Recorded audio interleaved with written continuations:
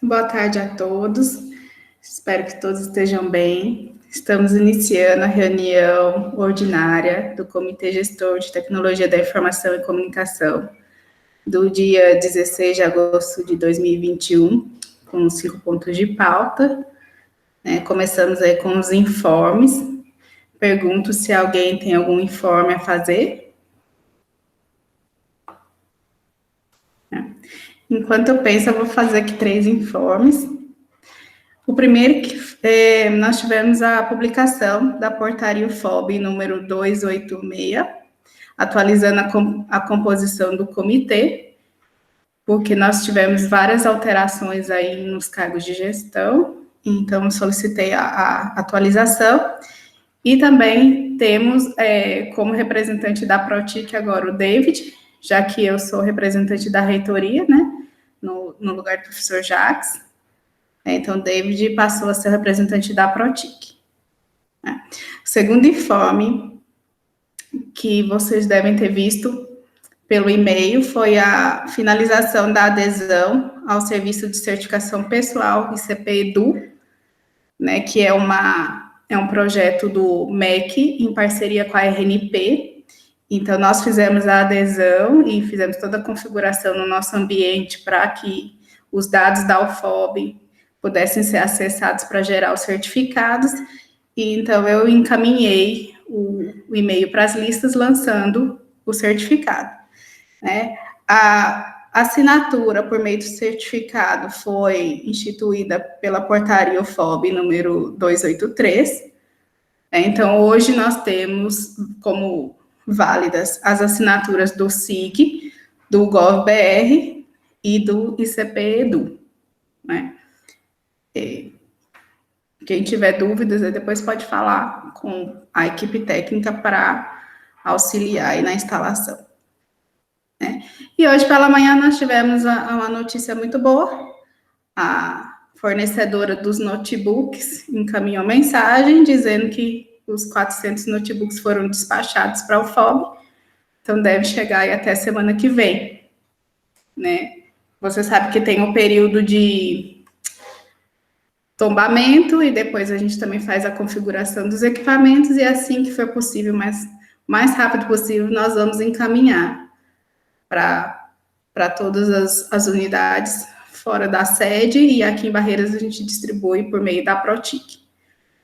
Alguns gestores me perguntaram, quando a gente dividiu, fez aquela divisão dos 6 notebooks que chegaram primeiro, quem teria prioridade. Então, naquele momento, poderia ser entregue para professor ou para técnico, era realmente baseado na urgência, né?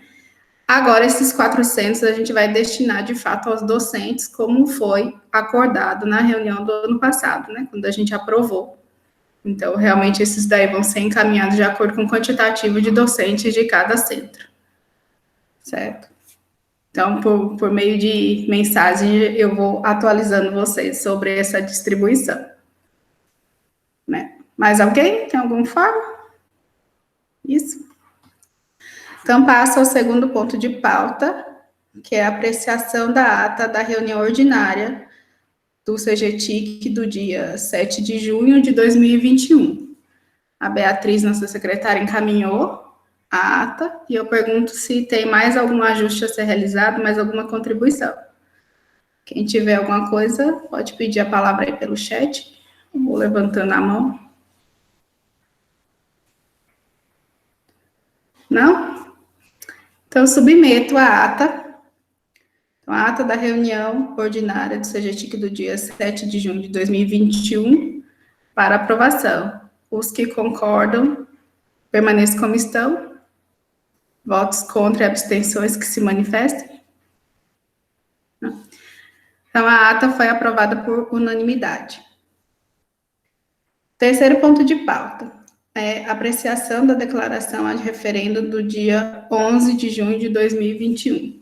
Eu vou compartilhar aqui o documento.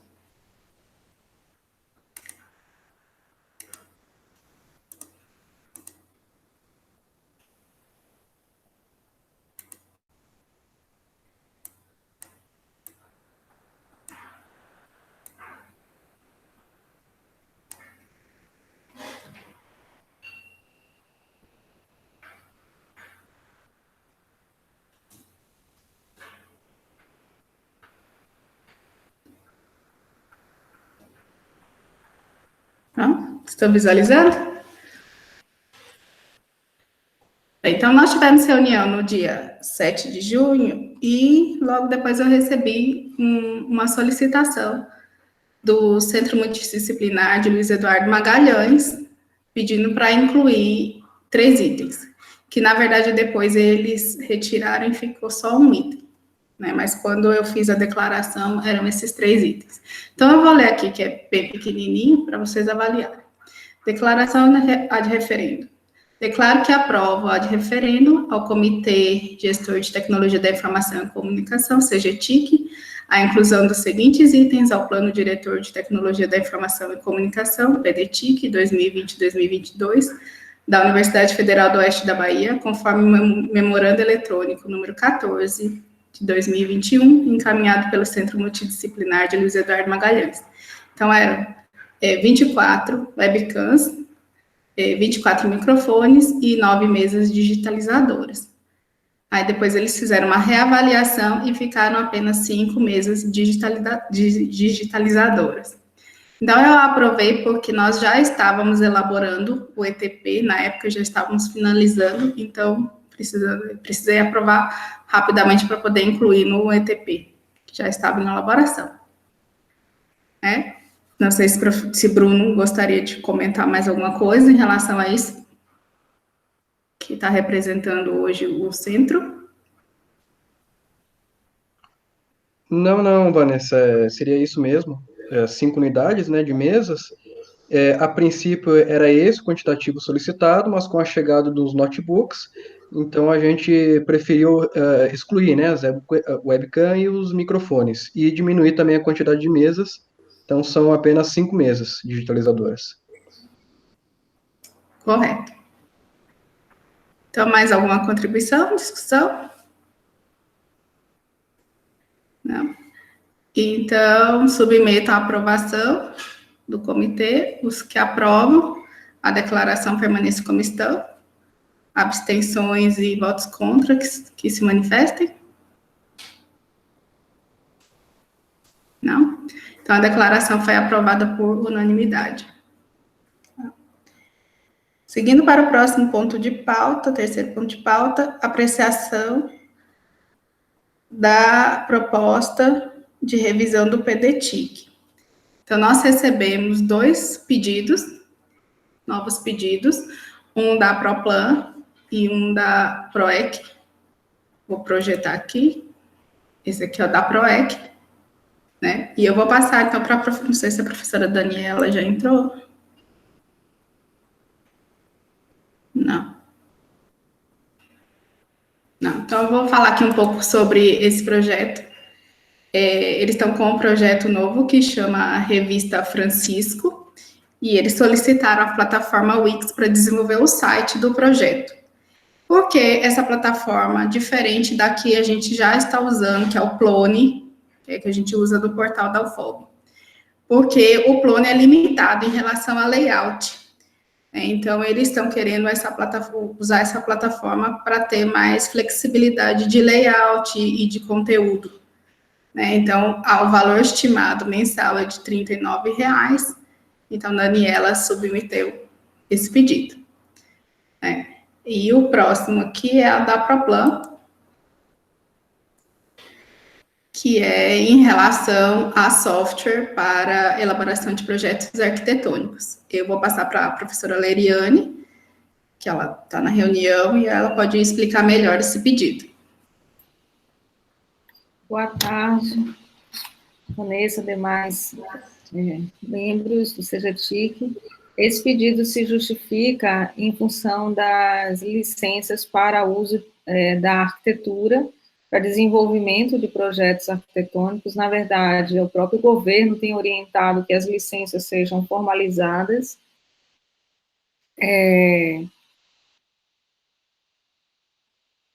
Então, numa quantidade pequena, nós, dentro do orçamento que já havia uma previsão de recurso, nós estamos pedindo 2 licenças para atender, né? Embora a gente fala que o governo eu me refiro aí a todos os sistemas, né? Todos os aplicativos que, de fato, a organização utiliza para fins administrativos, né? Melhor dizendo.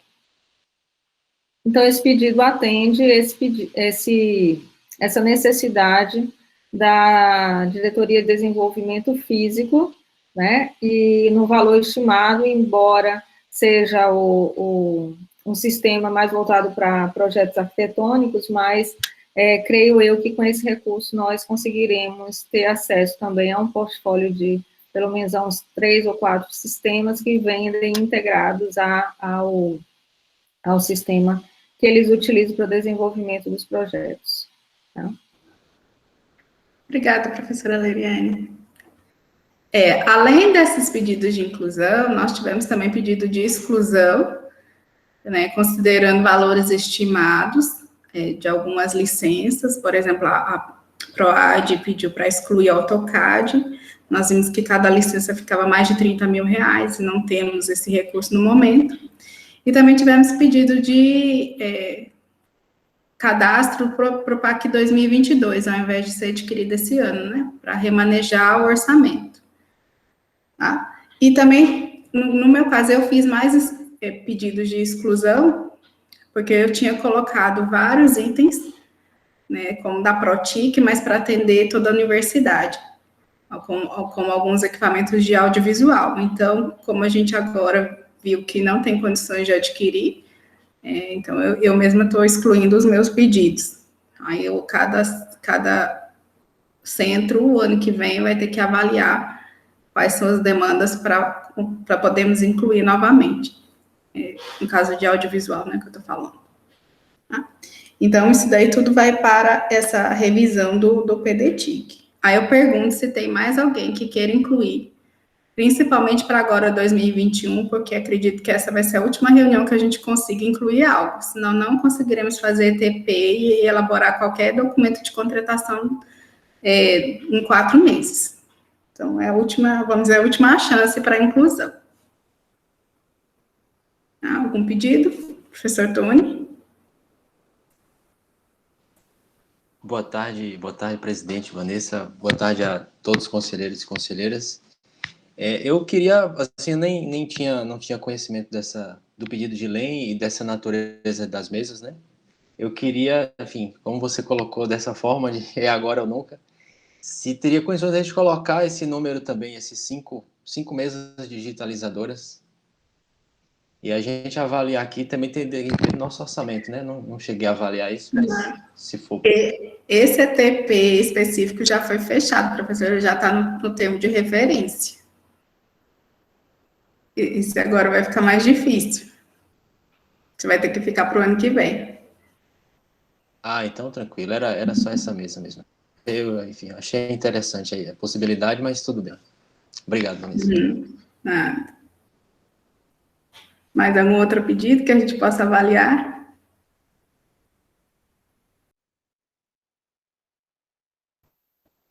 Certo. Então, submeto a aprovação dessa revisão do PDTIC, a votação. Os que estão de acordo, né, que aprovam a revisão, permaneçam como estão. Votos contra e abstenções que se manifestem. Então, a proposta de revisão do PDTIC foi aprovada por unanimidade. O próximo ponto de pauta é a apreciação da minuta da política de armazenamento de dados. Lembrando que tivemos essa discussão na última reunião a respeito da mudança das políticas de armazenamento do Google. O Google agora vai limitar o espaço de armazenamento da universidade em 100 terabytes. Nós já estávamos com 18, ainda é baixo, mas crescendo num crescimento muito rápido. Então, preocupados, a gente trouxe essa pauta aqui para a reunião e foi definido que iríamos compor uma comissão para elaborar a política de armazenamento.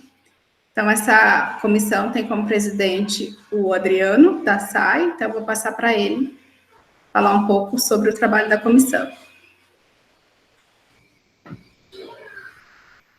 Boa tarde a todas e todos. A comissão foi constituída por mim, na condição de presidente, né? Fui designado presidente da comissão, o colega David, da Protic, e o colega Alain, que estava substituindo o professor Cláudio na própria EGP.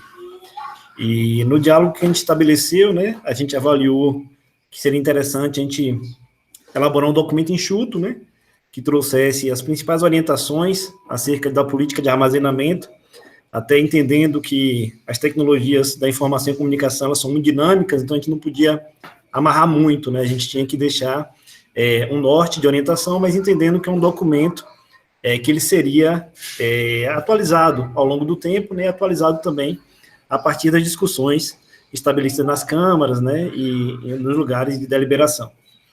Então, a gente, foi um documento, como eu falei, curto, né, a gente elaborou 4 páginas.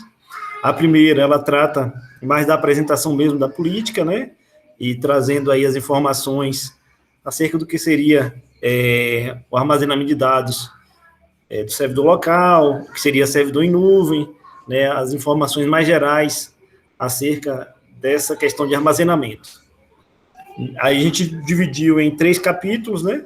O primeiro, ele trata sobre o armazenamento em si, e a gente, se puder passar a página, mas pode ficar à vontade.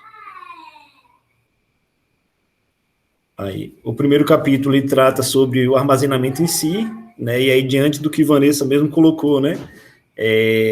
Houve uma mudança nos critérios de armazenamento, né, do Google, então era necessário que a gente normatizasse, né, e eventualmente estabelecesse alguns limites, né, para que não tomasse todo o armazenamento disponível, né, uma vez que mudou a política, foi estabelecido um teto, era necessário também que a gente tivesse um documento que norteasse, né, estabelecesse também alguns tetos.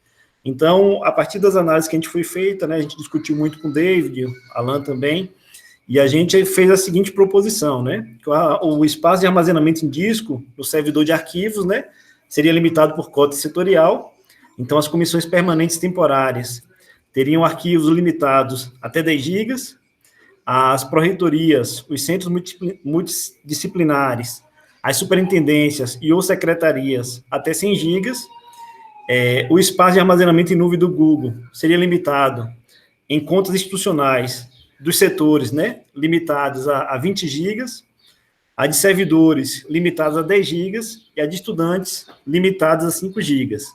Isso porque dentro da expectativa, né, a gente teria aí já quase que 50% da capacidade disponível já ocupada, né, entendendo que a gente teria ainda outras questões que a gente precisaria estar avaliando. A gente fez menção também, né, aqui no artigo 6º, de tratar um pouco sobre o armazenamento de nuvem da Microsoft, que ainda não está plenamente estabelecido, né, mas é sabido, né, a própria Vanessa sinalizou para a gente que existe uma cota aí de 1 terabyte por conta, e que no futuro também pode ser um acesso, né, que os servidores, né, os setores poderiam ter, e teria um limite maior de espaço. Então, a gente também fez questão de mencionar, né, muito embora a gente não detalhou, mas no artigo 6º a gente fala um pouco sobre esse armazenamento em nuvem, né, da Microsoft. Depois, se Vanessa também quiser me ajudar, Vanessa, aí você pode falar um pouquinho mais também sobre esse tipo de armazenamento, mas a gente entendeu que era importante, né, estar prevendo nesse documento essa possibilidade. Então, a gente normatizou nesse primeiro capítulo como foi proposta a divisão, né, o que foi pensado sobre a divisão, e fez menção também a esse armazenamento, né, essa cota disponível também da própria Microsoft. No capítulo 2, a gente já traz um pouco sobre as proibições, né, aos usuários. A gente entendeu também que não valeria a pena a gente fazer um detalhamento muito grande. A gente observou outras instituições que trazem um detalhamento de cada situação, né, e aí a gente entendeu que isso era redundante. Então, a gente imaginou que a gente prevendo a vedação, né, de armazenamento de arquivos na nuvem, de qualquer informação, dado ou material que viole leis, direito autoral, propriedade intelectual, copyright ou normas legais, a gente já estava atendendo basicamente tudo, a gente não precisava detalhar item a item, né, o que não seria permitido, uma vez que você, relacionando todos esses eventos, você já dá conta, né, do entendimento que são proibidos, né, qualquer material que infrinja qualquer um desses requisitos já apresentados. E a gente coloca o parágrafo único, né, que é só para reiterar, né, que o espaço de armazenamento é para uso exclusivo de arquivos de documento de cunho institucional, profissional, acadêmico ou administrativo, né? Para que haja esse entendimento que não pode ser utilizado para outras finalidades, né? Então, é possível a gente observar a capacidade, digamos assim, quando eu falo é possível a gente observar quando a gente fala da TI, né? A TI tem a condição de observar a capacidade de cada código institucional, quanto foi utilizado. Então, muitas vezes, pode chamar atenção algum arquivo, alguma coisa que está sendo utilizado um volume muito grande. Lógico que eles não têm acesso ao arquivo, mas eles conseguem visualizar quanto de capacidade está sendo ocupada. Então, aí a gente também trouxe, no capítulo 3, né, os deveres dos usuários, que aí é importante, né, reiterar que a gente coloca, né, que ele deve manter sobre o limite de cotas estabelecidos, né, conforme descrito no artigo 4º e artigo 5º. Caberá ao usuário, né, a remoção ou transferência de pasta sob sua responsabilidade, visando a adequação às políticas estabelecidas no documento, no prazo de até 30 dias. Então, como eu falei, né, a TIC observando que algum dos usuários extrapolou a cota estabelecida, ou que tem algum arquivo, né, que é muito volumoso e que pode estar ocupando espaço, esse servidor, né, ele seria notificado para fazer as correções dentro de um prazo, né, de até 30 dias. E aí também o servidor pode solicitar via chefia imediata, né, por abertura de chamado, a concessão, alteração ou renovação de permissões sobre pastas e arquivos, né, do servidor local, do qual faça parte. E após cancelamento do vínculo institucional, o usuário ele tem até 6 meses, né, para realizar a cópia de segurança e retirar esses arquivos da sua conta, porque após esse período, qualquer arquivo, né, que eventualmente esteja lá e não esteja em outra pasta, ele vai ser excluído, né, uma vez que o vínculo daquele servidor do usuário, ou o servidor, ou estudante, né, foi cancelado, depois de 6 meses, esses arquivos seriam excluídos. E aí, nas disposições finais, né, a gente traz um pouco sobre as infrações, né, de que forma que a gente notificaria, né, o servidor, eventualmente o setor, quando extrapolasse alguma das cotas estabelecidas, e a TIC, né, o setor responsável pela TIC, no caso a ProTIC, julgaria a gravidade da infração e teria, né, a possibilidade de notificar. Então, a primeira questão, como eu falei, eles seriam notificados por e-mail, então, seria enviado ao usuário uma cópia, né, uma notificação acerca de ter extrapolado a cota de armazenamento, e também para a chefia imediata. Então, nesse primeiro momento, ele teria 30 dias, né, para fazer as correções. Aí, outra questão também seria a notificação ao chefe imediato, né, que seria enviada através de memorando eletrônico, informando sobre a infração cometida. Então, se o usuário, eventualmente, ele não corrigiu, o chefe seria notificado mais uma vez. E aí, por fim, o bloqueio ao acesso ao Google Drive, né? David fez os testes, é possível bloquear o armazenamento, né? Então, o usuário, ele teria acesso às outras funções, mas não poderia armazenar mais nada na sua conta. Então, por fim, se dentro dos 30 dias, o usuário, ele não fez a correção, foi notificado o chefe imediato, e aí, de imediato, a gente pode já notificar e fazer o bloqueio. Então, o restabelecimento do acesso, aí seria garantido, pode só um pouquinho, Vanessa, para eu dar uma olhada, somente mediante a solicitação da chefia imediata, por meio de abertura de chamado, né?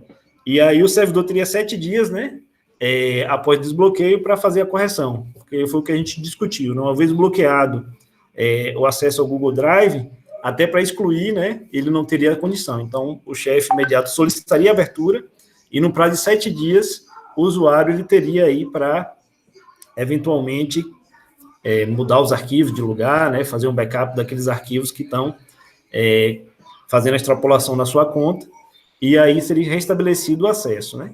Mas, caso o usuário ele não corrigisse nos 7 dias, aí seria bloqueado novamente, né, o acesso, e aí teria que encaminhar, talvez, para abertura, né, de uma avaliação, de um processo administrativo, uma vez que o servidor, o usuário, o estudante, teve toda a chance de realizar a correção, né, o chefe imediato também teve a possibilidade de justificar, e, eventualmente, não foi realizado essa atividade. E, por fim, né, a gente coloca que a TIC ela pode excluir arquivos, dado outras informações que estejam armazenadas e que vem infringir, né, a política ou as normas, né, consideradas pelo órgão gestor de TIC como potencialmente perigosos, que são todas aquelas, né, que infringem, né, o que a gente traz como proibição no capítulo 2. É basicamente isso. Eu falei com o Vanessa que eu ia fazer uma apresentação bem rápida, né, assim, para não tomar muito tempo, é um documento curtinho.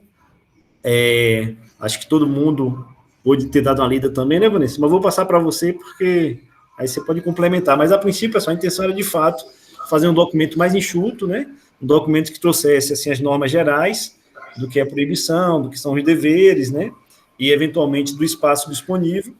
E, a partir disso, né, das discussões, a gente poder ir reelaborando, né? Até porque, como a gente conversou, né? A TIC é muito dinâmica, então, hoje a gente tem uma limitação, mas a gente pode não ter, mas era importante que a gente tivesse já algum direcionamento para que a gente pudesse ter essa normatização e não extrapolar ou não utilizar, né, digamos assim, todo o armazenamento que a gente tem disponível e, eventualmente, comprometer as nossas atividades.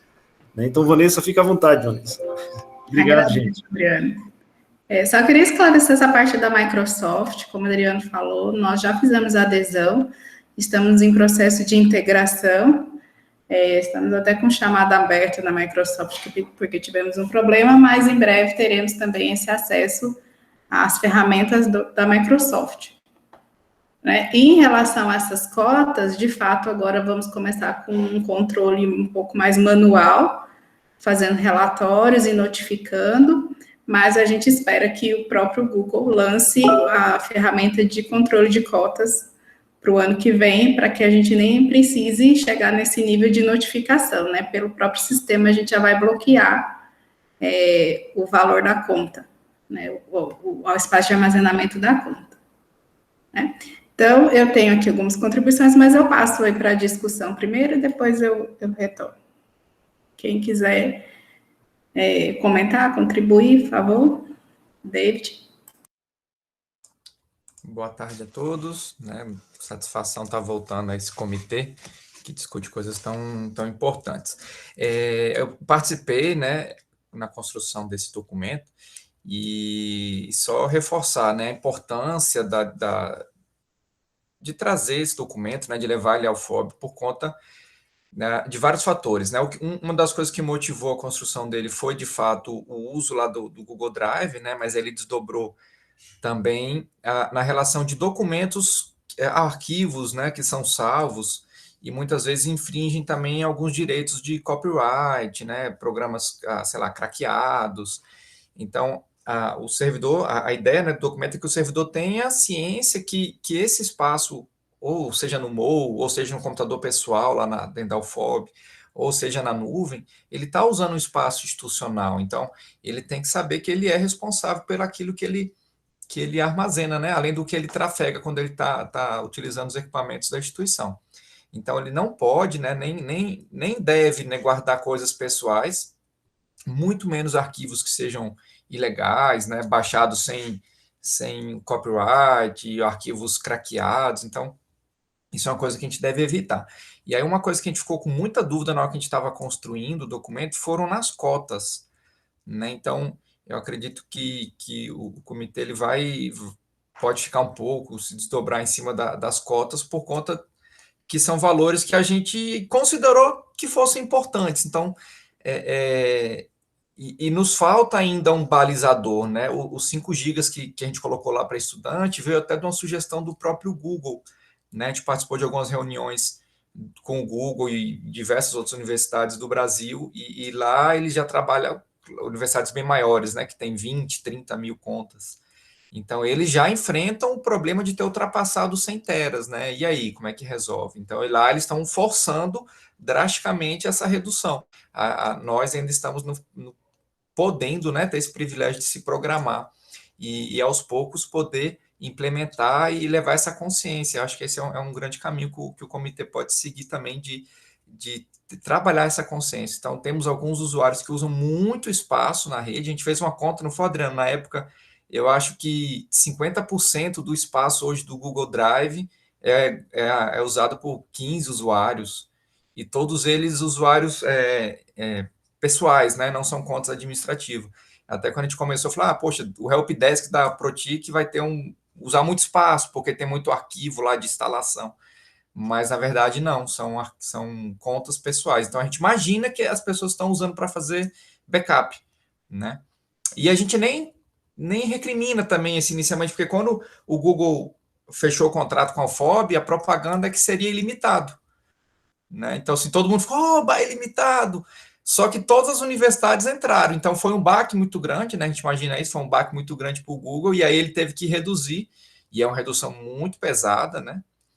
Então, por isso que é importante. Então, essa questão das cotas, eu acho que a gente vai ter que se dobrar bastante, e também sobre as penalidades, né, Adriana? A gente ficou com muita dúvida, assim, do que ia, como ia punir, né? Por que punir? E chegamos nesse ponto aí do mais drástico de ser o usuário perder o drive, né? Então, é algo que a gente já testou junto com a equipe de sistemas da informação, e é possível a gente fazer. A exemplo, não sei se tem algum dos docentes aqui que tem monitores, a gente já consegue permitir que o usuário, o aluno, né, que é monitor, consiga gravar palestras, né, aulas que eles estão dando. Então, da mesma forma, a gente vai conseguir fazer esse tipo de punição ao usuário. Mas é algo que temos que conversar bastante, né? Principalmente algumas ações de conscientização para a comunidade. Agradeço, David. Passo a palavra para a professora Paula. Senhores, boa tarde. Espero que estejam todos bem. Pessoal, eu vou entrar na questão das cotas, com relação principalmente ao caráter dos docentes, né, nesse período remoto. Eu considero 10 gigas um número um pouco limitado para a gente, enquanto docente, pensando na questão de gravar vídeos, gravar as aulas e ter elas armazenadas. Eu acho que, assim, eu vou ser bem sincero, eu já estou em 30 gigas, ou seja, eu vou ter que dar uma reduzida boa aí. Eu queria ver a possibilidade, talvez, subir um pouco para 15 gigas. O que é que vocês acham? É possível, não é? E eu queria fazer outro apontamento.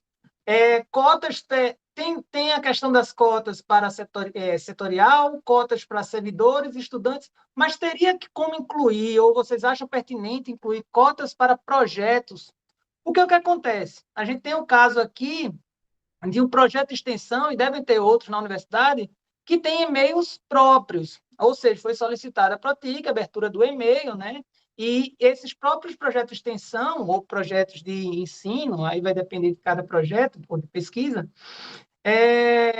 não estão enquadrados aqui nas cotas. Talvez enquadrado de alguma forma, talvez 5 gigas como de estudante, mas é só um apontamento para a gente estar discutindo aqui, esses dois apontamentos. Ok? Boa tarde. Obrigada, professor Paulo. Jaqueline?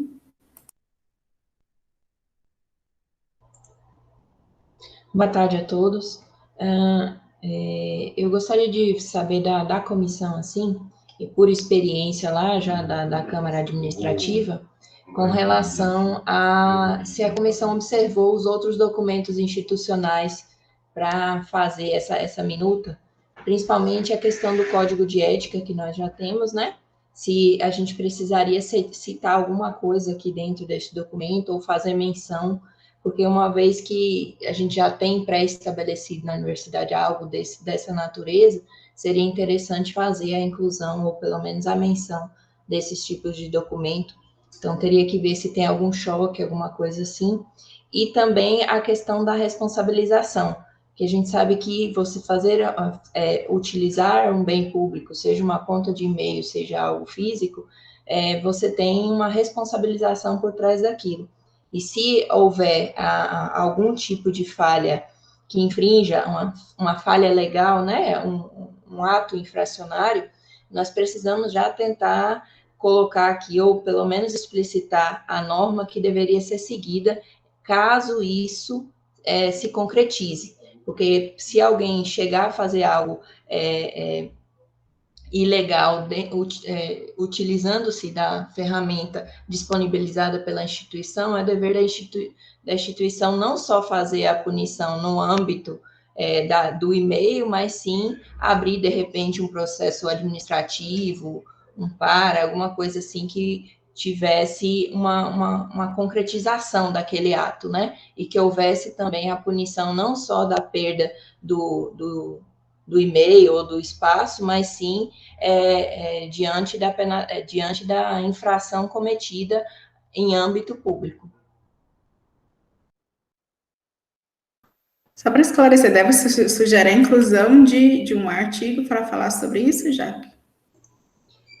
E é porque é isso que eu perguntei para a comissão, se ela chegou a verificar. Eu não consegui abrir aqui na hora o código de ética, porque o site está em migração e exatamente esse documento ainda não está livre no site. E no site antigo eu não consegui encontrar. Se há um casamento, entendeu, Vanessa, entre o que está disposto lá no código de ética, de repente alguma coisa que está lá deve ser remetida a este documento aqui, entende? Além daqueles artigos, daquela legislação que trata da instalação de procedimento administrativo. Porque a gente está falando neste documento não só de estudantes, a gente está falando de servidores, e os servidores, eles têm uma obrigação legal caso efetuem algo que vá de encontro à legislação. Certo. Professor Rubio? Boa tarde a todas, a todos. Então, eu acho que as minhas contribuições um pouco também no sentido da que a Karine colocou, talvez uma menção, pelo menos, à necessidade, né, a obrigatoriedade de atentar para as normativas como essa, por exemplo, da ética. Acho que é importante a gente mencionar aqui, nessa resolução, e até porque também tem uma questão procedimental, né? Se você, em alguma medida, faz alguma coisa que não está dentro do parâmetro, se não houver também definido o que vai ser feito especificamente, porque eu fiquei pensando, a gente tem alguns momentos que a resolução, ela coloca, quando exceder, por exemplo, esse servidor, ele vai, acho que é artigo 2º, né, ele vai encaminhar uma solicitação, né, se ele precisar também de alguma alteração. Mas tem determinados momentos em que, para o chefe imediato, vamos dizer assim, nem sempre ele vai poder acompanhar isso. Então, ainda que ele acompanhe, uma coisa assim, aí ele infringiu, aí o gestor informou, né, por e-mail, depois por orando, enfim, tudo estava tudo certinho. Mas até como estabelecer, então, como vai ser, então, o acompanhamento desse servidor nesse período que ele está fazendo os ajustes então, que foram solicitados, para esse chefe imediato é importante que ele siga dentro de parâmetros, porque senão ele vai fica solto, e ficando solto também remete a questões que podem ficar também muito subjetivas. E aí, dentro também nisso, eu realmente fiquei preocupado quando eu vi essa parte, assim, em tratando da questão da gestão dos dados, enfim, né? É uma questão em que não está com os chefes imediatos, mas a sequência, se ele comete alguma coisa, ele vai, esse chefe imediato vai ser comunicado, mas lá embaixo, acho que no artigo 11º, se não me engano, o 7º também, enfim, remete ao gestor ter que intervir, mesmo quando sejam questões, assim, que necessariamente não estão... como, ao meu ver, fica como se assim, a pessoa foi infringir de alguma forma o que está colocado, aí depois é informado isso, então, ao chefe imediato, e se esse servidor não se ajusta, vai caber, então, a esse chefe imediato se colocar e até mencionar justificativas ou não. Que aí eu fico pensando também que talvez seja interessante, para além já que a gente está estabelecendo a política, para além da norma, enquanto resolução, mas também o próprio, a política já faz isso já há algum tempo, que são sempre, acho que são em formato fascículos, inclusive, né, orientações de como utilizar o serviço de TIC da universidade, né? Mas talvez seja importante também mencionar isso aí na resolução, de que faz parte também porque é um aprendizado também, né? somente depois que a gente começou com o ensino remoto, com o trabalho remoto de uma forma geral, muitas coisas também acabaram sendo novidade, e as pessoas estão ainda se adaptando a isso. Então, acho que essas questões, inclusive, de mencionar as responsabilidades, é importante para que também não pegue o chefe imediato de maneira a ser surpreendido, como assim, aceitar ou não a justificativa que aquele servidor está colocando para encaminhar, então, para solicitar, por exemplo, operações. E aí tem uma coisa que me preocupou dentro disso também, a própria criação de novas contas.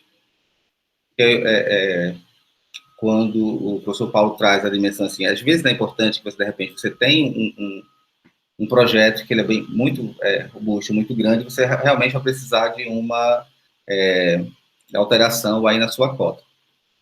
Então, de repente, eu entendo que essa questão de alteração pode ser, inclusive, momentânea, né, enquanto durar um determinado projeto. Mas eu vejo também que até hoje ainda está sendo simples se a gente solicita, por exemplo, a abertura de novas contas. Aí, contas que foram abertas, contas que já não são mais utilizadas, enfim, se essa uma vez, se há como, então, sempre que se tornarem utilizadas esses usos, né, essa quantidade que tem de uso, ser restituído para o geral, enfim, questões nesse sentido. Eu realmente fiquei preocupado com essas questões e acho que, com o que os colegas aqui colocaram, vai um pouco na linha do que eu havia pensado também. Obrigada, professor. Passo para o professor Tony. Obrigado, Vanessa. Eu vou também nessa mesma linha do que o professor Paulo traz, nessa preocupação. Aqui, desde do segundo semestre letivo, né, o especial, a coordenação de ensino ela tem recomendado, né, a partir de uma ouvidora, conversa dialogando com os estudantes, a gente tem recomendado a gravação, né, se não da aula, pelo menos um trecho da gravação, um trecho da aula que seja importante, enfim. Então, a gente começou enfim, a gente deve continuar com essa recomendação de extensão que eventualmente possa apontar alguma necessidade em relação de armazenamento, né? As ações podem ser variadas. E assim, aí uma sugestão, na verdade, não sei se é talvez uma dúvida, né? Se dentro pelo que eu estou entendendo, esses 100 GB, né, se eu não me engano, para a unidade, ela seria alocada no e-mail, por exemplo, aqui em Lapa seria aquele e-mail campus.lapa que teria essa capacidade de 100 GB, só acho que é esse o valor. E se poderia ficar a cargo do centro, dentro dessa cota que ele tem direito, distribuir para, por exemplo, um ou outro docente que tem esse uso a mais, e claro, vai ter que justificar para a coordenação de ensino, para a direção, o porquê, e também os projetos de extensão. Acho que, se for possível, talvez seria uma possibilidade para enfim, não sei também os graus de implicações que possa ter isso, mas eu pensei nisso. Talvez os centros pudessem, se puder até aumentar um pouco a taxa do centro, né? Aí ele também poderia distribuir para determinados servidores que façam solicitação, zeraria tudo isso, enfim, alguma coisa assim. Obrigado. Cortou um pouco a sua fala aqui para mim, professor Tony, mas eu acho que eu entendi. Esses 100 gigas aqui, do artigo 4º, ele é para cota setorial no armazenamento do disco do servidor, que hoje a gente aqui é o MOL, né? Acho que até em Bom Jesus da Lapa não tem. Mas aqui a gente tem um espaço de armazenamento, que é uma pasta compartilhada, e essas pastas lá, no nosso servidor, que é uma infraestrutura interna, teria essa limitação, porque hoje a gente já tem quase 5 tera lá de dados, e a gente sabe que tem muitas coisas repetidas. Tem gente que faz backup de um dia, 2 meses depois faz o novo backup com todos os arquivos novamente. Então, a gente chegou também num valor que a gente não tem como sustentar, né? Então, esse primeiro aqui seria as cotas para as pastas compartilhadas. No artigo 5º, seria as cotas para o Google e depois o 6º para a Microsoft. O professor Paulo colocou um item importante, de fato, e professor Rubio também, em relação às contas institucionais que não são das pró-reitorias, centros, superintendências ou secretarias, que são contas institucionais que a gente libera para disciplinas, projetos e várias outras contas, núcleos, qualquer setor, né? Não são esses setores maiores. Qualquer setor pode ter o seu próprio e-mail, né? O professor também pode ter da disciplina, de eventos, e então não estaria contemplado em nenhuma dessas cotas. Então, de fato, eu acho que precisamos colocar uma cota para essas contas institucionais que não são dos setores maiores. E sugiro também que seja de 5 GB. Não sei, da comissão, Adriane e David. Concordo, Vanessa, acho que é importante, né? Foi citado em projetos que, de fato, não estavam contemplados, você falou também de abertura de disciplinas, eu acredito que a gente podia acrescentar aí, no artigo 5º, essa previsão também. Então, seriam contas institucionais. A gente pode depois colocar assim, contas institucionais das pró-reitorias, centros, superintendências ou secretarias, 20 GB. Demais contas institucionais, 5 GB. David, que fez os cálculos na comissão, e a Adriana, eu acredito que não teria problema a gente subir um pouquinho dos servidores também para 15 GB, como solicitado pelo professor Paulo. Pode falar, David. Fizemos os cálculos, né? Fizemos até os cálculos com a projeção, assim, do aumento de servidores e alunos. E, assim, ainda teríamos uma folga, né? Então, assim, só relembrando, por que esses limites? É porque, num futuro próximo, a gente vai atingir o limite, né? Então, se a gente não cuidar e não ter um limite tangível, as pessoas acabam, infelizmente, se perdendo e salvando coisas que acabam não precisando.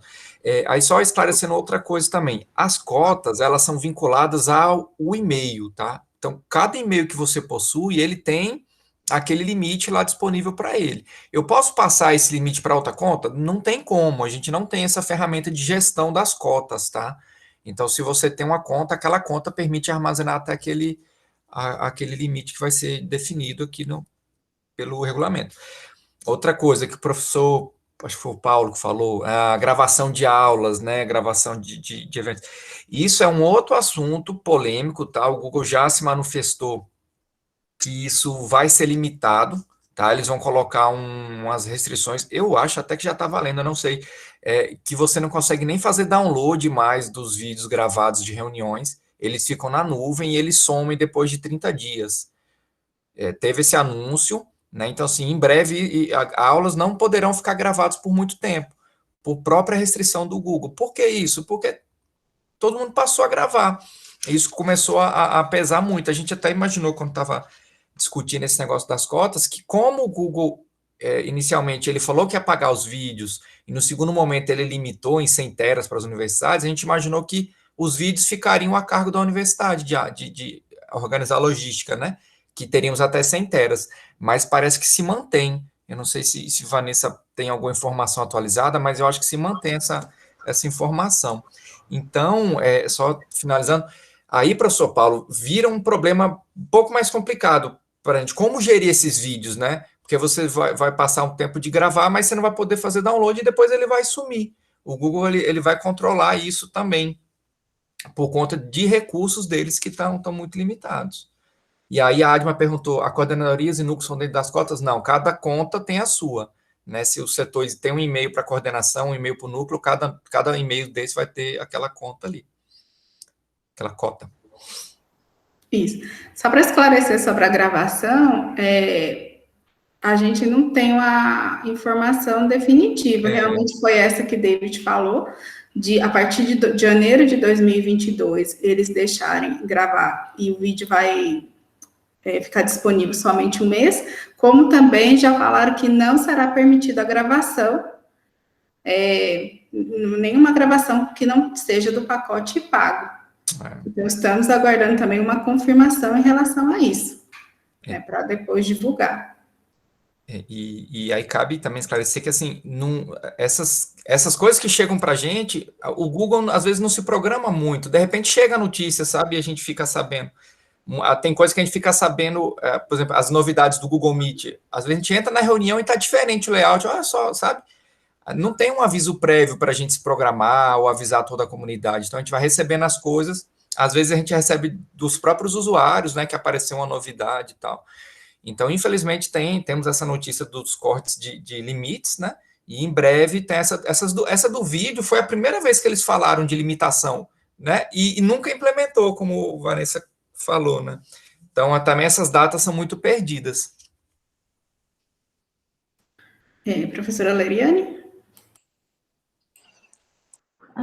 Eu fiquei pensando aqui com relação a esses projetos, e aí eles podem ser de pesquisa ou de extensão, e quais seriam esses critérios até para caracterizar, para entrar aí com esse montante aí em termos de gigas, né? Porque hoje, qual seria esse incremento para que a gente pudesse colocar? Está na ordem de quantos projetos? Quantos projetos a gente está falando? Né? A gente atenderia, e uma outra coisa que eu acho que é importante é o seguinte, porque quando a gente está falando das cotas dos estudantes, a gente sabe que a gente tem X estudantes e que o estudante tem um tempo na universidade, então, de certo modo, essa dinâmica ocorre, né? Esse quantitativo do estudante. Então, agora a gente tem, eu vou chutar aqui um número qualquer, 3.500, daqui a pouco 3.600, mas a gente, assim como tem a saída, tem ingresso, então a gente vai ficar ali dentro de um teto. Mas quando a gente está falando de projeto, qual seria esse critério para deixar o projeto? Porque hoje, se a gente entra no site, o projeto é aquele que, uma vez registrado, eu vou ficar com a conta permanente, ele vai assumir que é permanente. Essa é a mesma preocupação com relação ao item 1. Comissões permanentes, eu entendo que elas são similares ao item 2, elas são contínuas. Mas as comissões temporárias, por quanto tempo será mantido? Porque à medida que nós vamos tendo mais comissões, a tendência é a gente estar ocupando 10, 10, 10, vai aumentando. E com o projeto a mesma coisa. Fora que o projeto, você ainda tem o tempo de vida daquele projeto, quer ele seja de pesquisa ou de extensão. Acabou o projeto, por exemplo, um projeto é de 1 ano.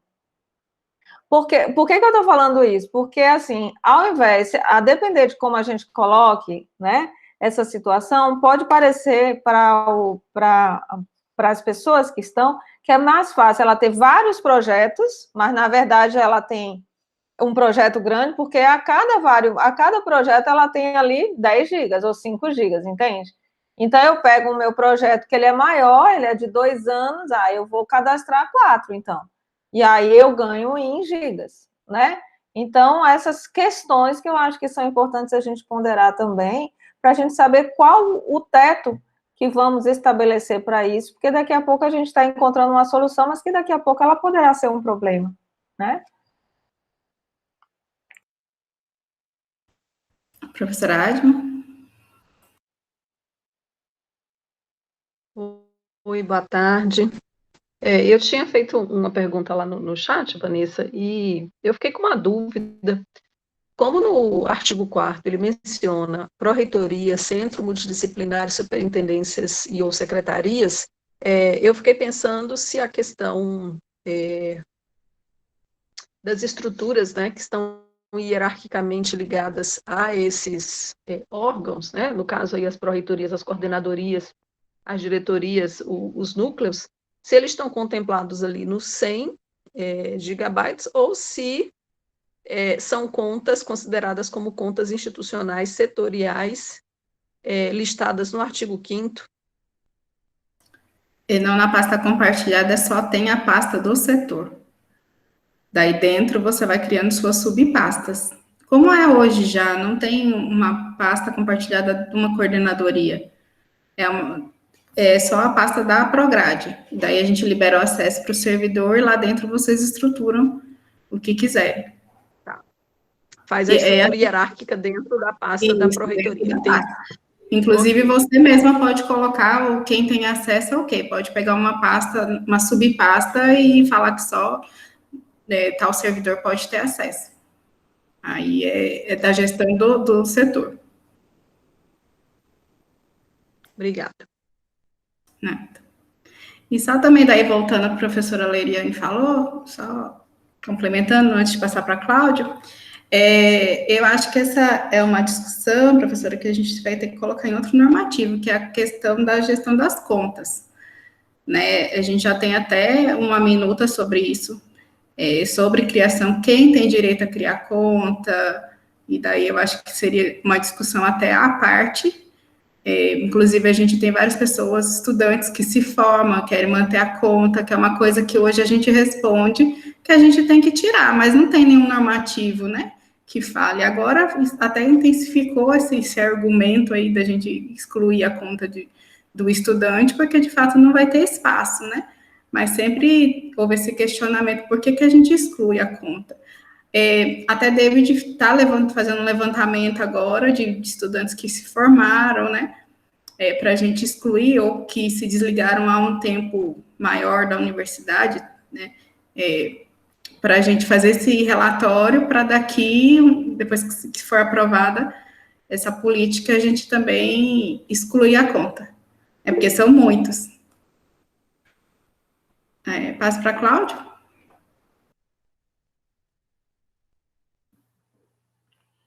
Boa tarde, presidente do CGTIC, e boa tarde a todos e todas. Só uma sugestão, eu também fiquei com uma dúvida que foi na mesma direção da professora Adma, referente a quando tem pró-reitor, que é o inciso 2º do artigo 4º. Talvez deixar explícito do que se trata essas pastas arquivos, né? Porque, para mim, ainda ela está gerando confusão quando eu explicado, não, mas na maneira como está na resolução, ela fica nessa dúvida, né? Se faz parte ou não do G Suite. E aí também, no artigo 5º, e no inciso 1º, cotas institucionais setoriais limitadas, eu estou entendendo que aí seria o quantitativo, né, de gigas para o e-mail institucional e aí os setoriais seria coordenadorias, núcleos, pró-reitorias e tudo mais. E aí eu também acho que teria que especificar um pouco melhor, porque no artigo 4º, no inciso 2º, fica categorizado, seriam pró-reitorias, centros multidisciplinares, e depois abaixo o setorial ali não está bem posto o que seria. Para mim, gera um pouco de confusão, né, quando as pessoas forem ler. E acompanho também acho que o que Jaqueline comentou, e também o Rubio, né, em relação a fazer essas inclusões relativas a quais seriam esses procedimentos, né, uma vez que acontecesse alguma dessas tipificações aí. E aí tem essas menções, tem que fazer também essa menção às questões que estão postas lá no Código de Ética, né. E também acho que avaliar essa possibilidade de aumento, talvez de 15 gigas, né? Até 15 gigas para os docentes. Obrigado. Obrigada, professor Cláudio. David? Sobre o ponto aí das contas, né, tem outra coisa que é importante, né, a gente, por conta, estamos tratando do regulamento aqui do espaço, mas o usuário antigo nosso, ele tem um problema também de segurança, né, então, lá no final a gente vai falar que o usuário, né, o servidor, o aluno, quando ele der instituição, em até 6 meses a gente vai apagar a caixa dele, né, e também vai ser feito uma sugestão que seja feito um bloqueio de acesso à conta, mas não exatamente apagar a conta, aí separando a conta de usuário, tipo no caso o meu, né, David D, @fob, aconteceu, deixou o FOB, essa conta continuaria guardada, mas seria bloqueada, para que um aluno, né, ou um servidor que deixa a instituição, ainda com a conta e a senha, ele consiga ainda ter acesso aos serviços, né? Então, isso é uma coisa ruim também. Por exemplo, se a pessoa que deixou a UFOB vai no campus hoje, ela ainda poderia acessar diversos serviços, né? Se não faz esse tipo de bloqueio e corte. Então, a sugestão depois lá no final tem isso, né? De apagar, né? Quem deixa a instituição, a gente apaga. Aí tá previsto, né? Dentro da pró-reitoria, a gente vai avisar a pessoa, não, você deixou o FOB, você tem tantos dias para fazer backup das informações que a gente vai apagar. E aí, no momento que a gente apaga, a conta vai ser bloqueada, a pessoa não acessa mais. Salvo se depois de alguns anos a pessoa retorna. Então, ela pode ainda utilizar a mesma conta para acessar os serviços, né? De reativa a conta e ela passa a usar, mas não vai ser salvo nada da pessoa, justamente por falta de... Não temos aonde salvar essas informações. Obrigada, David. Quem está da secretaria é Patrícia? Sou eu. Leila só volta mês que vem, gente. Oi, gente. Boa tarde para todo mundo. Eu queria falar uma coisa sobre os e-mails, mas não tem muito a ver com o tamanho deles, nem se vai ficar ou se não vai ficar armazenado. Mas sim se pensar numa distinção de separar e-mail institucional do servidor e e-mail do aluno, né? Hoje, não tem essa distinção, né? Então, o estudante, ele tem um e-mail, o nome dele, @ufob.edu.br, e não se faz distinção. Então, eu fico até meio receosa deles querer se passar por um servidor da UFOB, querer fazer qualquer tipo de coisa, mandar um tipo de comunicado, alguma coisa do tipo, se passando por servidor, porque não tem essa distinção. Então, eu acho que seria prudente a gente pensar numa forma de se fazer essa distinção. Quando a gente pensa em e-mail institucional, não, é sempre dessa mesma forma, né? O nome do servidor, quando eu recebo, por exemplo, está o nome do servidor e está a instituição, eu creio que seja servidor. Mas o da UFOB, ele não está dessa forma, né? O estudante, ele pode se passar por servidor, e eu fico receosa com esse tipo de acesso que ele tem. Então, no caso, deveria ser, minha sugestão seria o nome do estudante e colocar estudante, ou @estudante.fob.edu.br, alguma coisa do tipo para diferenciar. É isso. Sobre isso, Patrícia, a gente já tem uma diferenciação agora. E todo estudante ele tem a parte da matrícula dele no login. Só que os antigos que já tinham um login igual ao do servidor permaneceram. Então, ao longo do tempo, esses vão ser excluídos, à medida que os alunos forem saindo, e os novos, de fato, eles têm um nome e parte da matrícula, né? Na época, a gente não conseguiu migrar os dados criando o que a gente chama de subdomínios diferentes, né? Que seria tipo estudante.fob.edu.br. O Google não aceitava, né? Teria que ter uma configuração toda interna que era complexa, e a gente preferiu criar logo os e-mails, né? Para acesso à conta, né? Mas com o tempo, isso vai melhorando, vamos dizer, e também... E essa parte que você falou também entra na parte da política da conta. Como vai ser o login, a criação do login, quem pode alterar, se tem direito a alterar o login, porque a gente recebe vários pedidos até meio estranhos, né? A pessoa quer tirar o nome e colocar outra coisa que não tem nada a ver com o sobrenome dela. Então, e hoje a gente não tem nenhum normativo sobre isso. Professor Rubio? Obrigado, André.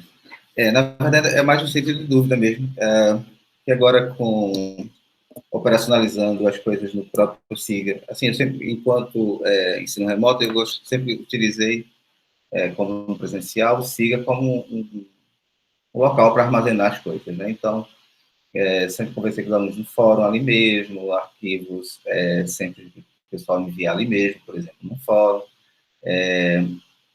de maneira que os e-mails cadastrados eu conseguia.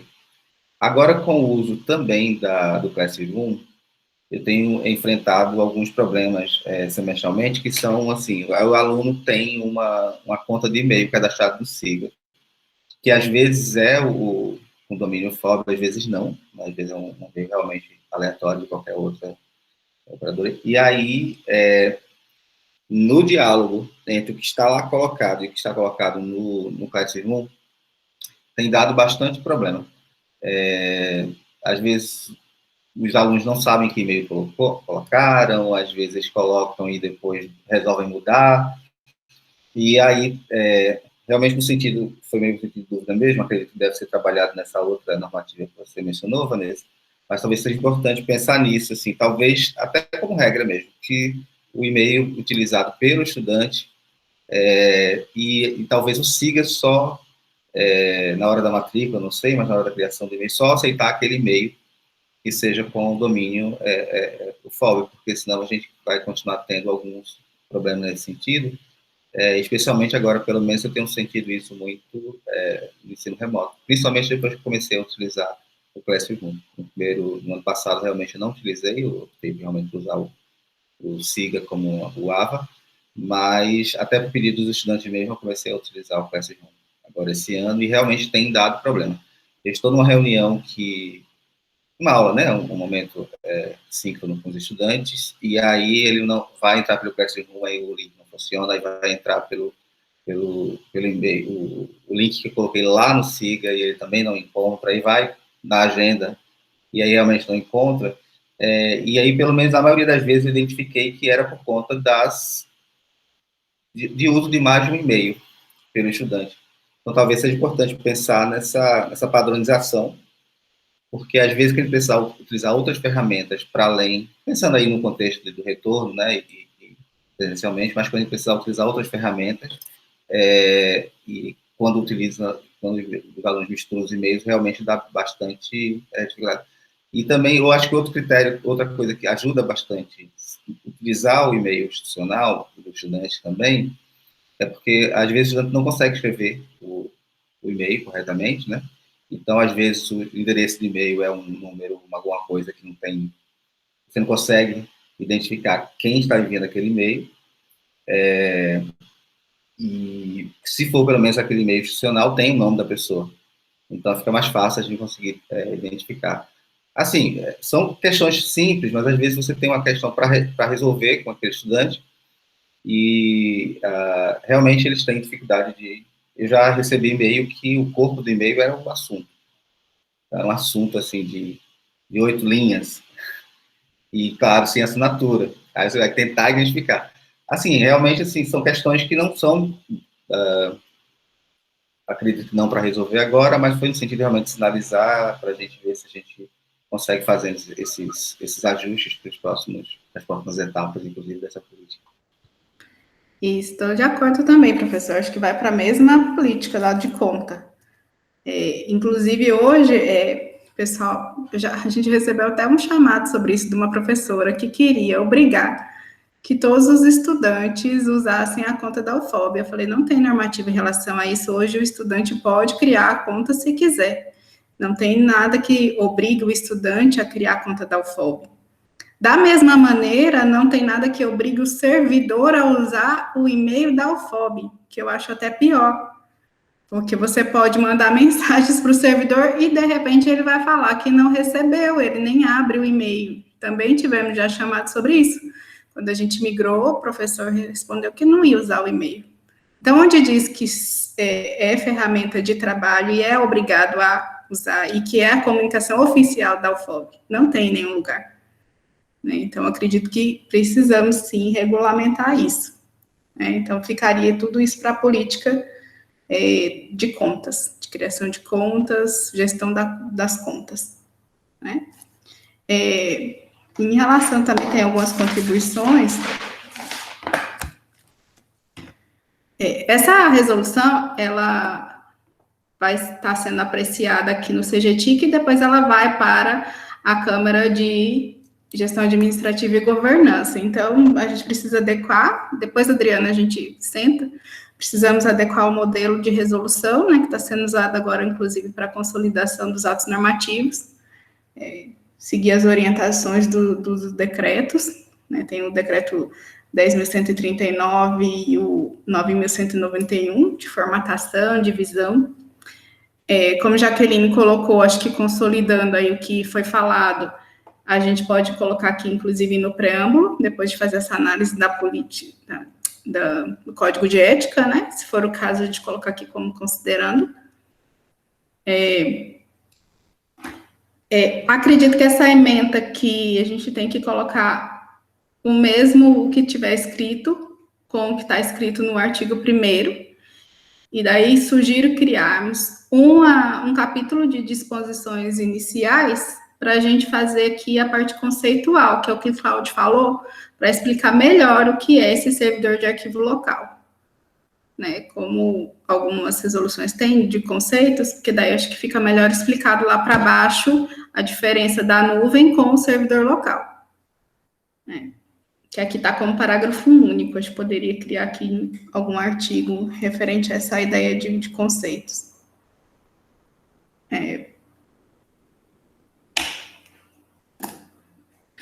Também acho que no capítulo, no 5º, que já foi também mencionado, teremos que especificar melhor.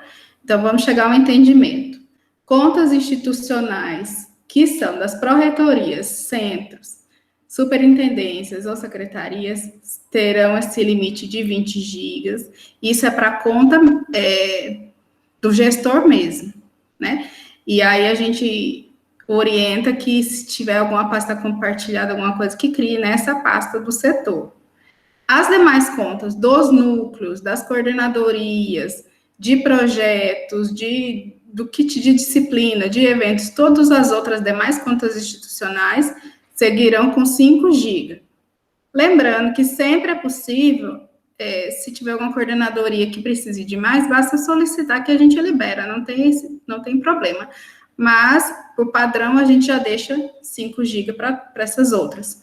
E na política de contas, a gente vai avaliar, daí quem pode criar, quantas pode criar, para a gente depois fazer essa análise. Mas no caso aqui do armazenamento, a gente já deixaria 5 GB. Vamos também aumentar, então, de servidores para 15 GB, e de estudantes ficaria aí com 5 GB. Tá? Deixa eu ver mais. Pode falar, professor Rubio. Desculpa novamente. Realmente ainda no artigo 4, eu acho que o Cláudio também mencionou isso, e acho que outra pessoa, comissões permanentes e temporárias, porque, assim, algumas comissões permanentes, elas são realmente permanentes no seu sentido mais ipsilitras mesmo, né? Então, até o próprio comitê, né? Enfim, mas, por exemplo, pensar no comitê de ética, para além do Conselho Universitário, né? Pelo regimento geral, os conselhos diretores também podem ter comissões permanentes. No entanto, assim, acho que a mesma quantidade, né, de espaço para as comissões permanentes, sendo para as comissões temporárias, talvez seja interessante, ou talvez especificar esses tipos de comissões temporárias, talvez até uma quantidade menor, porque são criadas muitas comissões, e da forma que está escrito, comissões permanentes ou comissões temporárias, qualquer comissão temporária pode resolver criar uma conta, o que daria, então, diminuiria a nossa possibilidade de espaço. Não sei se seria necessário, então, especificar ou reduzir os tamanhos para diferentes comissões permanentes para as temporárias. Verdade. Eu, na verdade, sugiro até tirar as temporárias, se todos concordarem. A gente poderia só deixar as permanentes. Alguém tem alguma coisa contra? Pronto, então vamos deixar só as permanentes, professor Paulo. Eu teria por conta de comissão de sindicância, que é temporária mesmo, e pode passar documentos importantes, né, via e-mail. Mas essas contas aqui, professor, que estão aqui de 10 GB, elas são lá na pasta compartilhada. da infraestrutura interna, não é das contas daqui, não. Ok, não. Tá tendo essa confusão, mas acho que depois, quando a gente colocar os conceitos lá, explicar melhor, que dificilmente até as comissões usam muito essas pastas lá numa pasta compartilhada. Nem tem hoje, para falar a verdade, então acho que ninguém sente falta. Hoje em dia, todo mundo prefere mais a nuvem mesmo. Pronto. E outra coisa que eu também coloquei em relação ao artigo 13. Toda essa questão da infração, ela está muito escrita de uma maneira que seja só para o servidor. E aí, quando for estudante, eu fiquei em dúvida. Por exemplo, a gente colocou, notifica chefia imediata, só que estudante não tem chefia, né? Teria, então, que comunicar ao centro. Eu acho que cabe aqui escrever de maneira que fique mais claro, né? Que pode ser a chefia imediata ou o diretor, né? No caso dos estudantes. Acho que faltou isso. Professor Rubio? Mas a minha sugestão é que seja o colegiado, porque é o colegiado realmente que está bem próximo do estudante. E se houver a necessidade, talvez o próprio colegiado poderia, então, conversar com a direção, mas porque senão a gente, por mais que seja uma parte mais administrativa, mas é realmente o colegiado que está perto do estudante. Ele vai saber se aquele estudante está cursando, se aquele estudante ele está trancado, inclusive até no próprio sistema atual do CIPAC, tem muita coisa que deveria estar numa unidade colegiada e acaba vindo, na forma de cadastro, não sei, vindo para o centro, e a gente acaba tendo que ficar compartilhando com o servidor que está mais próximo ali do colegiado. Mas especificamente em relação ao estudante, eu acho que deveria ser, então, esse diálogo primeiramente aberto entre com o colegiado. Todos de acordo? Então, a gente faria essa reescrita para incluir... então, o que? Coordenador do colegiado? Pode colocar coordenador do curso. Coordenador do curso. Professora Leriane? Só uma dúvida, Vanessa, eu não sei se já foi falado, mas como eu vi lá Google Drive, a gente vai substituir esse termo por algum outro para que fique atemporal a nós, porque caso venhamos a ter qualquer mudança, não seria adequado não citar como se fosse armazenamento em nuvem. Hoje é Google, mas amanhã vamos que haja qualquer mudança institucional. Mas nesse sentido. Acho que a gente até conversa sobre isso, né, Adriano? A questão é que aqui no caso do Google Drive, eles colocaram mais específico porque você tem a possibilidade de bloquear a conta toda. Como você tem a possibilidade de bloquear só o Google Drive. Aí, para não perder as outras ferramentas, principalmente de e-mail, acho por isso que eles colocaram o Google Drive. Se a gente colocar nuvem, hoje a gente pode ter vários tipos de nuvem, inclusive as que a gente está contratando agora, né? Então, nuvem fica até bem mais genérico, que vai bloquear a nuvem. Foi mais no sentido de não botar o nome da organização, entendeu? E deixar uma coisa mais... Não, eu entendi, só que realmente a gente não achou um termo que não pudesse ser mais assim. Se colocar nuvem é muita coisa. Aí vai ser Microsoft, aí vai ser Google, e aí vai ser a nuvem que nós estamos contratando, que é da Amazon. Seria um bloqueio de toda a nuvem. David? Então, assim, aí esse termo, professor Leriane, ele trata da nuvem da Microsoft e da nuvem do Google. Por que não tem bloqueio, não tem punição pela nuvem da Microsoft? Porque a própria nuvem da Microsoft, ela já se limita, ela dá 1 tera para cada usuário. Então, o usuário chegou naquele limite, ele não consegue mais colocar. É diferente da do Google. Então, hoje, o Google é a nossa principal plataforma de nuvem, né? Que a gente tem o e-mail, tem as ferramentas colaborativas, né? De construção de documentos, e tem o Google Drive. E na sugestão é que apenas o Google Drive que vai ser bloqueado, entende? Então, assim, ele não vai perder o e-mail, não vai perder o acesso ao Google Docs, a nenhuma outra, só ao Google Drive. Por isso que a gente sinalizou esse tipo de penalidade. Por ser bem específica mesmo, é lá do Google Drive. Aí, de fato, se a gente pensar que daqui a 5, 10 anos não teremos mais o contrato com o Google, de fato, caberia, né, bem um termo mais genérico. Mas aí, como que a gente, num termo genérico, especifica que é o Google Drive? Em algum momento a gente acabar, né, apontando para ele. Sim, obrigada, David. E a minha última contribuição é no artigo 19. Os casos omissos e as situações imprevistas serão decididos pelo órgão gestor de TIC, sendo as decisões adotadas em caráter intempestivo, ratificadas pelo presidente do CGTIC. Aí fiquei preocupada porque hoje eu sou os dois, né, ao mesmo tempo, então não acho interessante que eu tenha uma decisão que seja ratificada por mim mesma. Então eu sugiro aqui que a gente deixe só o CGTIC, né, não o presidente do CGTIC.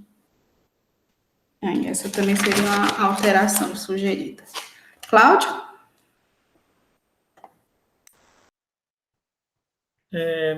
Desculpa, acho que já avançou algumas coisas na discussão, mas eu só trazer uma preocupação. Eu acho muito difícil, e até pediria para os colegas que estão nas pró-reitorias, nas direções de centro, e que até verificassem suas contas institucionais, porque o Google Drive acaba tendo, do e-mail institucional, acaba tendo vinculado à conta de e-mail, né? Então, se não estão em 20, devem estar próximos. A própria PGP, mas eu não quero, né? A própria PGP já passou. E apenas com... E talvez não deve ser... Acredito que não deve ser a pró-reitoria que receba mais mensagens, até pensando no trânsito de tanta informação que passa pela Prograde, por exemplo, ou outras pró-reitorias que têm que atender muito mais cursos, ou toda a instituição, né, com demandas são muito maiores, assim. Ainda, em determinado momento, a própria GP ainda tem um atendimento um tanto menor em termos de cursos e algumas atividades. Então, eu imagino que a gente vai chegar nesses tetos bem, bem rápido, se já não estão, tá? Não estou aqui querendo, né, polemizar, porque eu já vinha particularmente pensando, quando, né, saiu a reportagem, acho que lá por fevereiro ou março, de que o Google ia limitar a 100 teras, né? E aí as instituições começaram a conversar sobre isso. Eu fiquei pensando, bom, a gente vai ter que tratar isso, e chegou esse momento. Mas eu acho muito difícil que a gente consiga permanecer nesses 20 gigas, até porque a gente tem uma política a gente não apaga, né? Tem que ter uma memória institucional. Então, a gente não tem esse hábito de ficar apagando mensagens dos e-mails das pró-reitorias, porque é o que vai, quase sempre, quando precisa de algum histórico, de alguma coisa, é o que vai ser a salvação, digamos assim, em termos de informação institucional, é o e-mail, ou o CIPAC, ou coisa assim. Mas muito das tratativas vêm por via do e-mail, e eles estão vinculados ao Google Drive. E eu, sinceramente, acho difícil que a gente consiga dar conta disso em tão pouco tempo, assim. Só talvez fazer toda essa migração para a parte dessa outra, das pastas compartilhadas, né? É só para a gente pensar mesmo, que eu acho que é um problema aí que em poucos meses vai aparecer novamente. Eu acho, na verdade, sim, como nós vamos agora separar as contas das pró-reitorias, centros superintendências e secretarias, um valor, e as demais contas institucionais com 5 GB, eu acho que a gente pode aumentar essas outras, porque daí a quantidade a gente já está limitando, porque do jeito que estava aqui, setoriais seriam todas, e temos muitas contas institucionais, né, setoriais e de outros, com outros objetivos. Então, eu sou a favor, então, da gente aumentar essa dos setores, da alta administração, já que vamos limitar as demais em 5 GB. Aí, não sei, a comissão, David, você que fez os cálculos, será que daria para a gente colocar talvez 50 GB? Desculpa, Van, quando você falou que limitar as outras para 5 de Porque servidores... quando você coloca de contas institucionais, a gente tem contas de coordenadoria, de núcleo, de disciplina, de eventos, todas teriam 20. Só que agora a gente vai separar, deixar as contas das pró-reitorias, centros, superintendências e secretarias com valor, e as demais contas vão ficar com 5. Sim, teria sim. Inclusive, algo que a gente, conversando com o Adriano, que a gente conversou, acabou não mudando, é que hoje o Google ele já oferece para o usuário público, né, dele, 15 gigas. A gente poderia também, para os servidores, oferecer 15. A gente ainda fica numa margem tranquila ainda por um bom tempo. E já pensando na simulação, né, de aumento. O nosso grande problema, realmente... Assim, hoje, qual que é o problema? São poucas contas que são complicadas. O professor Cláudio mencionou ali que talvez a conta da pró-reitoria é maior, mas isso é exceção, professor. São poucas contas que ultrapassam esse limite. E agora, as que ultrapassam assim, valendo. A gente tem conta hoje com 800 GB. Então, assim, não é coisa institucional, sabe? E até tem um artigo, eu não vou lembrar qual que é, mas a gente fala que, se for necessário, a cota pode ser revista daquela conta, sabe? Por exemplo, você pode falar, a conta aqui da pró-reitoria está pouca, mas eu só tenho coisa importante, eu não posso apagar. Né? Então, acho que cada caso a gente consegue analisar. Mas se a gente não coloca um freio, né, agora, nesse momento, vai chegar um ponto que a gente vai estourar a cota da universidade. E aí vai ser difícil, porque aí sim vai ter que ser apagado na marra, né? Senão não usa. Então, mas eu acho que como a gente vai ter pouquíssimas contas maiores, a gente pode colocar 50. Pode sim. Então, ficaria o resumo assim, desses que estão. As contas das pró-reitorias, centro, superintendência, secretaria, 50 GB. As demais contas institucionais, 5 GB. Contas de servidores, 15 GB. E contas de estudantes, 5 GB. Tá. Professor Rubio? Só retomando o artigo 11º, assim, estou pensando da forma que está, né? Solicitar via chefia imediata por abertura de chamada, concessão, alteração ou renovação de permissões sobre partes, arquivos no servidor local ao qual faça parte. Se a gente pensar nisso para os setores administrativos, é bem mais... O acompanhamento é bem mais fácil, né? Até porque, às vezes, a própria demanda nossa de mais geral, né, de alteração aí. Mas se você pensar nas unidades acadêmicas, a quantidade de docentes, não sei se vai ficar... eu não entendo como sendo necessário aí entrar diretamente com a chefia imediata para fazer essa abertura de chamada. Sobre isso, hoje, na verdade, a gente vê que não tem, no caso aí, o uso das pastas compartilhadas pelos professores, mas realmente dos setores administrativos, né? A não ser que você vá liberar isso agora para os docentes. Então, o que a gente vê realmente é para as coordenadorias, para os núcleos, no seu caso aí, o coordenador de ensino, aí seria mais administrativo.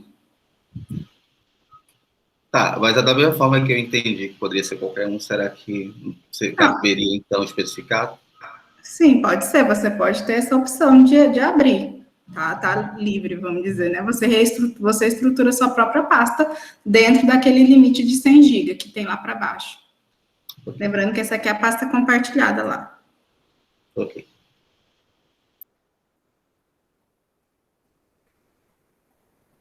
Mais alguma contribuição? Professora Leriane? Oi, Vanessa. Não é de mérito, não, mas é só uma adequação. Eu acho que está lá no 17º para substituir o SUA, porque eu acho que... Aqui, ó. E como se a pessoa que estivesse lendo fosse necessariamente um usuário do armazenamento, né? Então, é só uma adequação, mas é de forma, mas depois para vocês, para ajustar. São de sua responsabilidade do usuário, seria isso? Isso. Para nominar do usuário, né? Certo, também anotei aqui. Quer mais alguma contribuição? Então, vou fazer aqui um resumo das contribuições para votação. Então, alterar o preâmbulo, verificando se vai acrescentar o código de ética, né?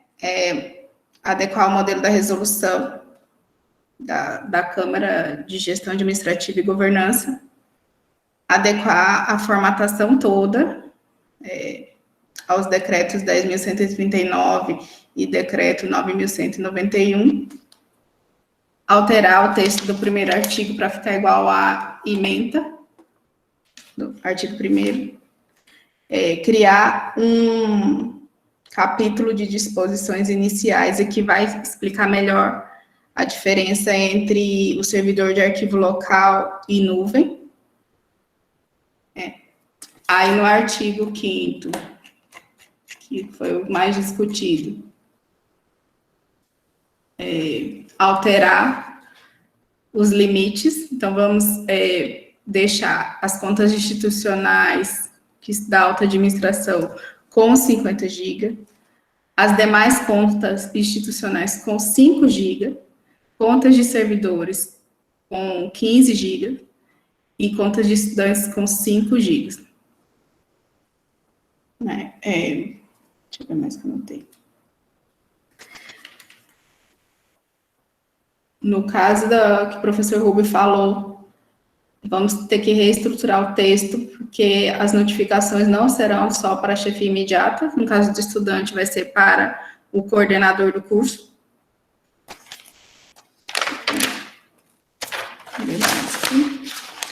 Acrescentar um artigo de responsabilização, no caso de alguma coisa ilegal, né? Pelo que eu entendi, Jaqueline e professor Rubio, seria alguma coisa que se armazene,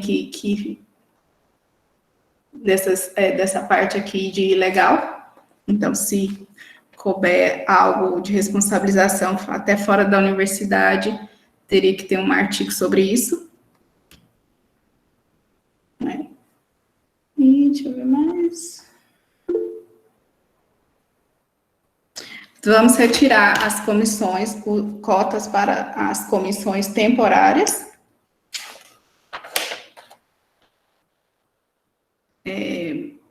Artigo 17, fazer uma correção, né, da responsabilidade do usuário. E artigo... Deixa eu ver qual...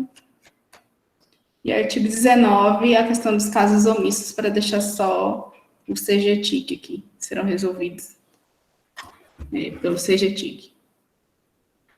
Jaqueline.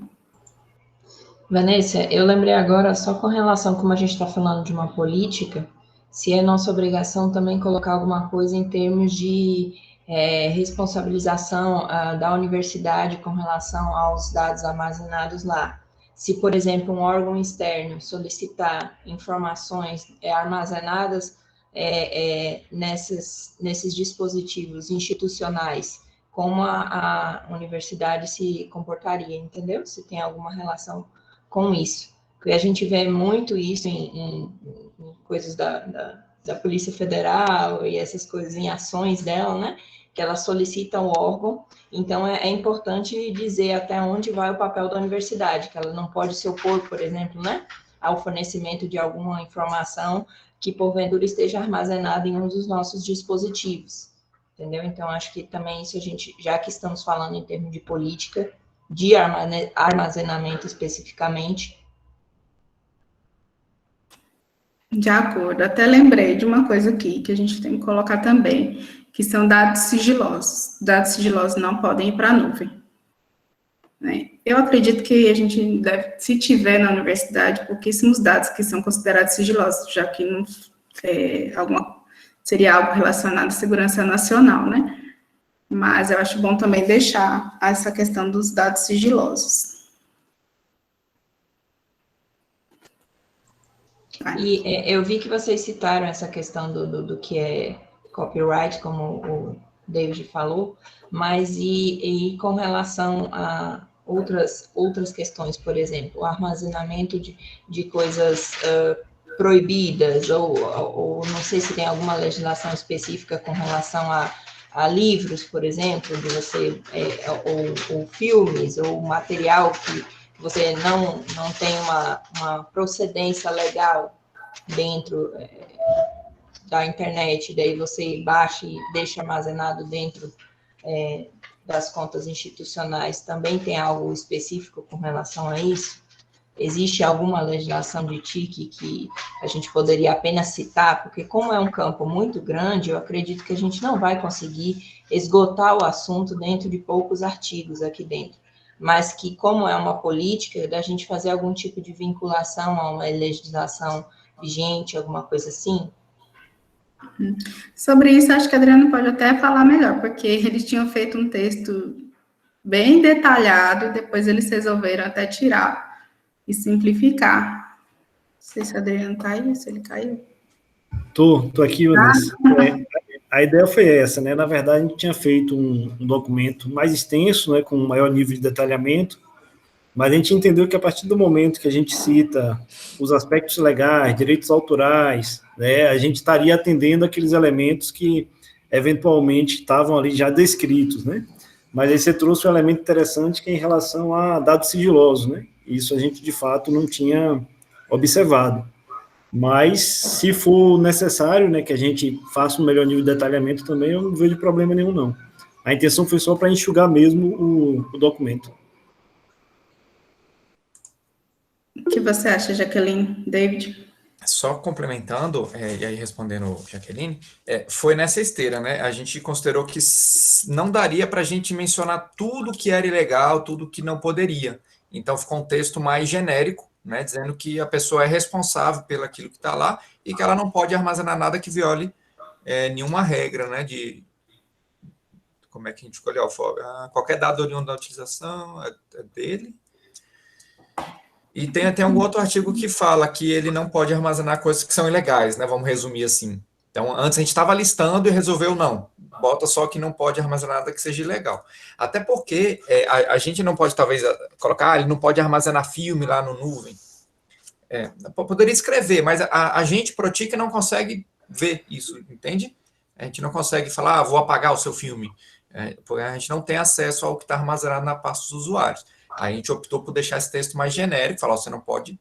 E se você armazenar, você é responsável. Então, se por acaso chegar algum pedido de auditoria ou de investigação da Polícia Federal, a gente é obrigado a ceder os dados da conta, né? E aí a polícia faz a investigação dela. Eu pensei, Vanessa, em um texto genérico mesmo, mas algo parecido com o que a gente coloca nos termos de referência, quando a gente trata de assuntos dessa natureza, que coloca que a pessoa vai estar vinculada aos direitos autorais, né, à legislação pertinente. Se houver alguma legislação específica, a gente teria que ver se tem algum artigo, alguma coisa que a gente teria que tratar para lá, entende? É porque, como política, a gente precisa ser abrangente, claro. Como a professora Leriane também colocou, não adianta a gente citar muita coisa que pode mudar ao longo do tempo, porque senão a gente fica tendo que revisitar a política. Mas então que a gente utilize termos mais genéricos, mas que a gente consiga abranger com esses termos todas essas possibilidades. Uma vez que, como eu falei, quando é disponibilizado para o servidor ou para o estudante, esse espaço, esse armazenamento, é como se fosse uma ferramenta de trabalho. Então, ele tem que ter ciência de que ele está ali, além do dever dele enquanto pessoa civil, tem o dever dele enquanto servidor, e isso tem que estar bem distinto, porque no nosso caso de servidor, se aplica os dois casos, né? A gente pode responder tanto administrativamente quanto civilmente. De acordo. A gente realmente não tem essa parte aí da responsabilização dos dados que estão lá. Que a universidade não é responsável, né? E aí eu vou ver essa outra questão que você falou sobre esse texto, que a gente coloca nos TRs. Lá, um artigo mais para baixo fala que o usuário é responsável pelo que ele armazena. Não sei se enquadra nisso, que a universidade não é responsável, né? Qual artigo? Desce mais um pouco. O 17, ó. Quaisquer dados oriundos da utilização do armazenamento de arquivos passam no servidor de armazenamento local ou nuvem por parte do usuário são de sua responsabilidade. Aí, de repente, acrescentar aí, respondendo civil e criminalmente, uma coisa assim. Quando for o caso, né? Não sei se cabe.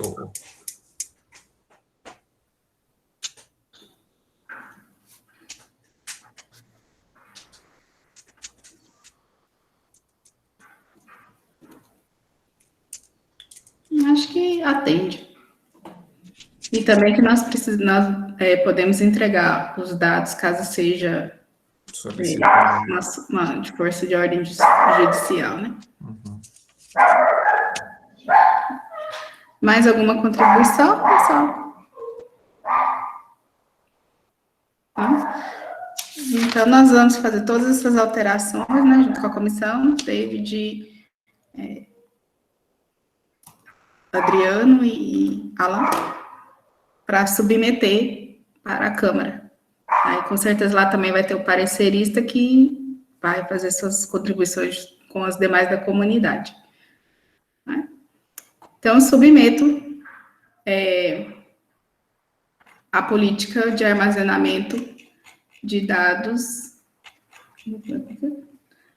a política para armazenamento de dados da Universidade Federal do Oeste da Bahia, a votação, os que aprovam a política. Oi. Desculpa, só antes da votação. Para mim não está claro qual vai ser o encaminhamento, então vai ser... O encaminhamento vai ser, a gente aprova aqui com esse texto, que na verdade é uma minuta, né, que vai para lá, para a Câmara. Para a Câmara de Normas. Para a Câmara vai para a Câmara de Gestão Administrativa e Governança, que é a que trata as questões de TIC.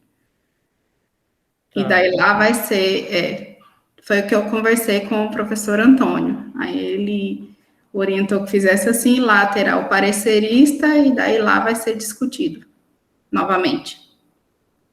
Tá, então tem que ficar, que eu não sei, tem que ficar claro para os membros desse comitê que não estão na Câmara, que essa minuta depois pode...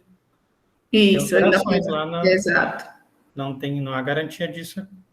Não há garantia. Por isso que a gente nem tem parecerista aqui. Eu falei, precisaria ter um parecerista aqui no CGTIC, para depois a gente encaminhar para lá. Ele falou, não, discutam vocês, aí vocês elaboram um documento e daí encaminha para lá. Daí lá, sim, vai ter o parecerista.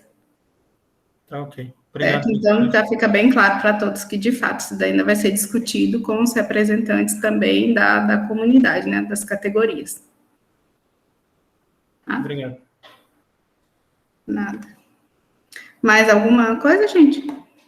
Então, submeto agora a votação. Os que aprovam a política de armazenamento de dados da Universidade Federal do Oeste da Bahia, considerando todos esses ajustes que nós colocamos e discutimos aqui na reunião, permaneçam como estão.